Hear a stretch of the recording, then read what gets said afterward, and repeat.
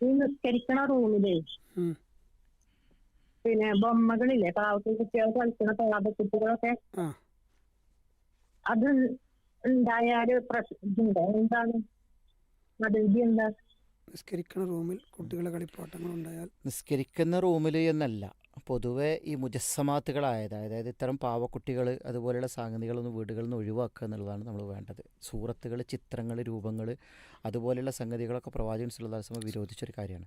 എന്നാൽ ചെറിയ ചെറിയ പിന്നെ ടോയ്സുകൾ എന്ന് പറഞ്ഞാൽ ചെറിയ ചെറിയ പാവകൾ ഇതുപോലുള്ള സംഗതികളൊക്കെ സഹാബികളൊക്കെ അവരുടെ പിന്നെ കുട്ടികൾക്ക് കൊടുത്തിരുന്നു എന്ന് ചില ഹദീസിൽ കാണാം. അപ്പോൾ നോമ്പൊക്കെ നോക്കുന്ന സമയത്ത് കുട്ടികളൊക്കെ കരയുന്ന സമയത്തൊക്കെ ചെറിയ പാവക്കുട്ടികൾ അവർക്ക് കളിക്കാൻ വേണ്ടി കൊടുത്തിരുന്നു എന്നാണ്. അപ്പോൾ ഈ പാവക്കുട്ടികൾ വലിയൊരു കുഴപ്പമില്ലാത്ത രൂപത്തിൽ ചെറിയ ചെറിയ കയ്യും കാലം മുറിച്ച രൂപത്തിലൊക്കെ ഉള്ള പാവക്കുട്ടികളൊക്കെ കുട്ടികൾക്ക് കൊടുക്കുന്നത് അനുവദനീയമാണ്.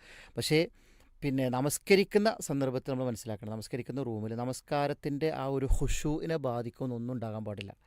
അത് പാവക്കുട്ടികളാകട്ടെ, അതല്ലെങ്കിൽ പിന്നെ ചിത്രങ്ങളുള്ള വിരിപ്പുകളാകട്ടെ, അല്ലെങ്കിൽ മുസല്ലയിൽ എന്തെങ്കിലും കൊത്തുപണികളുണ്ടെങ്കിൽ അത്, അല്ലെങ്കിൽ ചുമരിൽ എന്തെങ്കിലും ചിത്രങ്ങളുണ്ടെങ്കിൽ അതൊന്നും നമസ്കരിക്കുന്ന സമയത്ത് ഉണ്ടാകാൻ പാടില്ല. അത് പാവക്കുട്ടിന്ന് മാത്രമല്ല, ഒന്നും ഉണ്ടാകാൻ പാടില്ല. പാവക്കുട്ടീൻ്റെ ഹുക്കുമ് ഞാൻ പറഞ്ഞത് വേറെയാണ്, അത് വേറെ ചർച്ച ചെയ്യേണ്ട ഒരു വിഷയമാണ്. അത് അനുവദനീയമാണോ അല്ലേ എന്നുള്ളത് പണ്ഡിതന്മാരത് ചർച്ച ചെയ്തിട്ടുണ്ട്. പക്ഷേ ഇവിടെ നമസ്കാരത്തിൻ്റെ സന്ദർഭത്തിൽ നമ്മുടെ നമസ്കാരത്തെ ബാധിക്കുന്ന, എൻ്റെ ഖുശൂഇനെ ബാധിക്കുന്ന ഒന്നും നമസ്കാരത്തിൻ്റെ മുന്നിൽ ഉണ്ടാകാൻ പാടില്ല. ആ റൂമിൽ നമ്മുടെ കണ്ണ് അതിലേക്ക് പോകുന്ന രൂപത്തിലൊന്നും ഉണ്ടാകാൻ പാടില്ല. കാരണം നമ്മൾ അത്രയും ഖുശൂ നമുക്ക് കിട്ടണം നമസ്കാരത്തിൽ. കാരണം ഓരോരുത്തരുടെയും മനസ്സ് പല രൂപത്തിലായിരിക്കും. നമസ്കാരത്തിൽ കൈ കെട്ടുമ്പോൾ ഒരു ചിത്രം കണ്ടാൽ, ഒരു കളറുള്ള സാധനം കണ്ടാൽ അങ്ങോട്ട് അറിയാതെ നമ്മുടെ പിശാച് നമ്മൾ കൊണ്ടുപോകും. അപ്പോൾ അതുകൊണ്ട് തന്നെ നമസ്കരിക്കുന്ന റൂമിൽ അല്ലെങ്കിൽ നമസ്കരിക്കാൻ വേണ്ടി നമ്മൾ തയ്യാറാക്കിയിട്ടുള്ള സ്ഥലത്ത് നമ്മുടെ നമസ്കാരത്തിൻ്റെ ആ കോൺസെൻട്രേഷൻ, ഏകാഗ്രത നഷ്ടപ്പെടുത്തുന്ന ഒന്നും റൂമിൽ സൂക്ഷിക്കാതിരിക്കുക.